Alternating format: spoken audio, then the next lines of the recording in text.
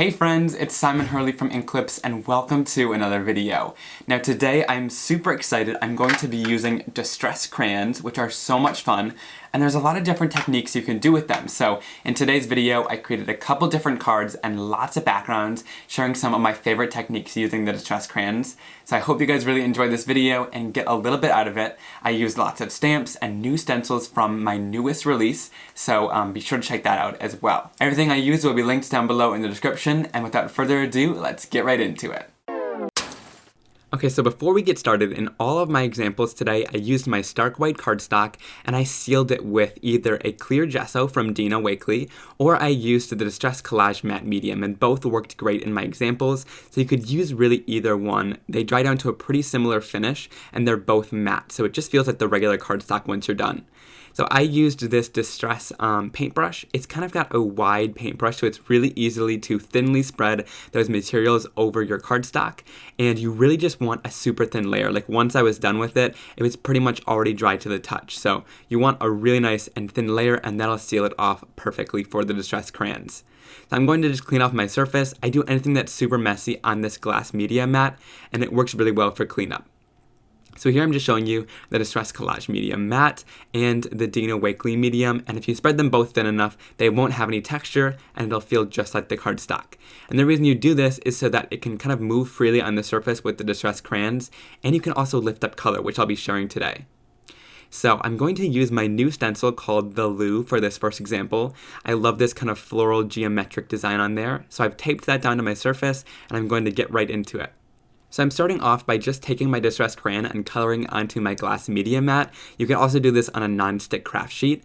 And the cool part about these is that they have a lot less filler in them and a lot less wax, so they feel a little bit more like a lipstick, really buttery smooth, and they've got tons of pigment in them. What I'm going to do is take my Distress blender brush, and I'm just going to use that to put it right through my stencil. And so adding the water really makes it it's a water-soluble crayon, so it makes it so that it turns into basically just pigment, and I'm able to kind of paint it through my stencil, which is really cool. It's something kind of difficult to explain, but it almost turns into like a acrylic paint, but kind of a watercolor. It's kind of weird. So you'll see here when I add that next color on, since we've sealed off the surface, instead of all sinking into the cardstock, it basically just kind of replaces that other color, which is kind of cool. So in between there, instead of really blending, it kind of replaces the color. So then I'll go in with, I think this is Evergreen Bow, and do the same thing. And as I'm doing this, you'll see that you just create this really cool kind of creamy background.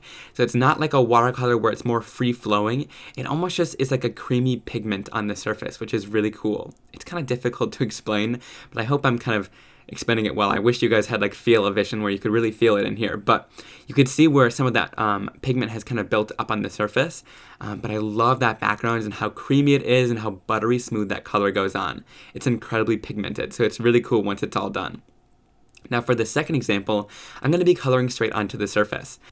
And here's where the kind of crayon-like properties of the Distress crayons really show through, so you can really get those awesome textures of that cardstock in there, that really cool kind of crayon-like look. And like I said, there's not a ton of wax inside of here, so it's not a super waxy feeling crayon. You just get lots of pigment as you're laying down the color, which I really like. And also, you don't really have to push too hard either, because it's a super soft medium, so this just glides right over the top of the cardstock. And what I like is if you left this, you could just get those really awesome crayon-like marks on your surface without having to seal it.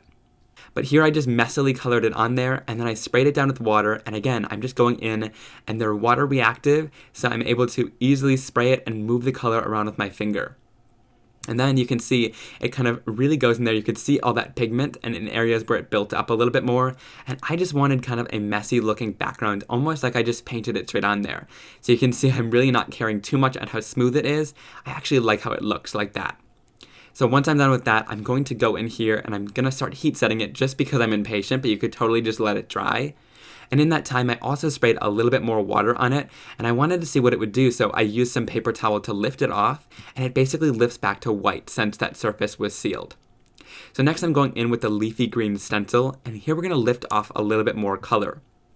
So you could totally create that awesome background and leave it, but I wanted to remove some color. So I started off with a paper towel to try to remove some color, but it was a little bit too slow, and this was kind of a detailed stencil, so I didn't want to do that anymore. So I grabbed my blending tool with the foam on it, and I'm just going to spray down a little bit of water. I'll dip it into the water and then kind of get rid of any excess. We don't want too much water.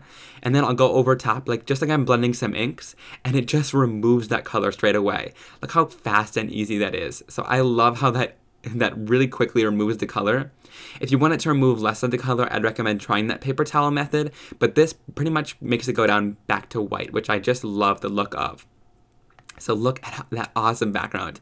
You could never get this result with ink. It's really awesome, kind of painterly with lots of pigment, but then also removing that color back down to white is super cool. And that crayon dries right on that surface once it's done, which is super awesome. It is always going to be reactive with water, however. So then what I'm going to do next is, again, this is a sealed surface. I'm just scribbling right onto there, and I'm just going to go kind of in rainbow order around in a circle. I'm going to create a fun background here, but this time I'm not using any water with this. I'm just going to blend it out once I'm ready. So one thing you can do is do each color individually, because if you give these too much time to dry in between, you won't be able to smudge it out as much as I'm going to right now. But all I'm going to do is just take my finger, and that oil kind of in your finger helps really blend and smudge this color out. It almost looks like a pastel after you're done, but it doesn't have the mess and the residue of a chalk pastel. And I find the best way is to blend it out like this with your fingers. Now I know a lot of you guys are going to ask, your fingers do get a little bit messy, and I find switching in between the fingers really helps. You can wipe it off with water and they come off perfectly clean. But it's that really awesome water solubility that allows you to swirl it around and blend it out just like this, which I love. And then you can see there, if you want to, you can take some of that water that's on my glass mat, and I put a little bit on my finger if I was having a little bit of trouble blending one of these out, just to kind of help blend it out and make it kind of move a little bit more. So once I'm done smudging that out, you could totally leave it. I love this awesome, smooth, pigmented background. But what I'm going to do is go in with my school Scribbles background stamp. This is a nice red rubber background stamp, again, from my newest release. And all I'm going to do is just spray water down onto my surface, and I'm literally going to stamp with the water.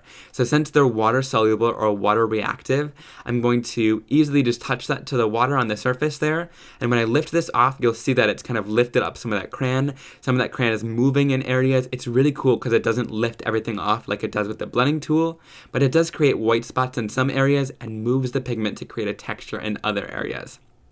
And then I'll take any excess that's still on that stamp and stamp it down to create a whole nother awesome watercolor looking background. And I just love how that looks.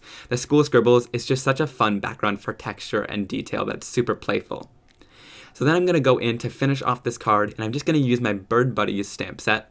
I'm going to use the little birdie in the bottom right corner, but you could use whatever you want. There's so many varieties in that stamp set. I just thought this one was so much fun and really matched the playful vibe of that background. Now to color this in, I'm going to be using some of my inks, and I'm just going to quickly watercolor that in. I did this at first since I was comfortable with my inks, but later on in the video you'll see me even watercoloring with the Distress Crayons, which is super awesome. But here I just went in with my inks, and you guys have seen me do this before. I just created a palette by smooshing my inks down onto my glass media mat, and I'll pick them up with a water brush and start my watercoloring. And I'm just simply doing this on a piece of watercolor cardstock. This isn't any surface that's been pre-coated with anything. It's just regular watercolor cardstock. And I'm able to just blend those colors together and create a fun watercolor look. And I used Minty Fresh, Psych, and Guppy, which are 3 of my new colors. And then all I'm going to do is I've added that down onto my background. I've actually cut out the background with a heart die, and then I used one of the sentiments that said squawk and it's your special day to finish off the card, and I just love how that background looks with the bird. It's just a really awesome colorful background, and you aren't really able to get that look with anything else. There is so much pigment in there. So for the next background, I'm going to use my Cordial Critters stencil. And for this one, I wanted to use some texture paste. So I'm just taking some texture paste in the opaque matte finish, and I'm going to be using a palette knife to just apply it to the left side of my stencil, and I'm adding lots of texture paste down there because we can always put it back into the jar once I'm done. But you guys have seen me do this several times before. It's a super helpful tool. I'm going to go in with a stencil pal, and I'm just going to easily smooth it all over my stencil. What I love about the stencil pal is I'm able to quickly and easily get a nice thin layer of that paste and have it evenly distributed all over the stencil since it's that wide flat surface. And then after I'm done, I'll lift off my stencil, clean everything off with water, and then I can take any excess paste from that stencil pal and put it right back into the jar. But I find that tool to be a huge time saver, and you get a much smoother result with all your texture paste, which I think is awesome. awesome. So once that's all dry, I've waited a little while and I'm going to just scribble my distress crayons over top. Now I've talked a lot in the past about with any mediums using a red, a yellow, and a blue color, because you'll see here when I add water, these mix together to create lots of awesome colors in between. So you'll get an orange in between with the yellow and red, you'll get purple, and you'll get greens in there too, which is really awesome. So if you're ever questioning or need some color inspiration, try using these 3 colors and it'll make some cool colors in between. So you get lots of awesome color variety. Now at the beginning there, I just scribbled, but you can see here with that water, it smooths out to create so much awesome pigment on your surface, and it builds up around those bugs to create a really great look. Now for the next background, I've actually sealed a piece of craft cardstock here because I wanted to show you how much pigment is in here, and you could really create some awesome looks on darker colored cardstocks as well.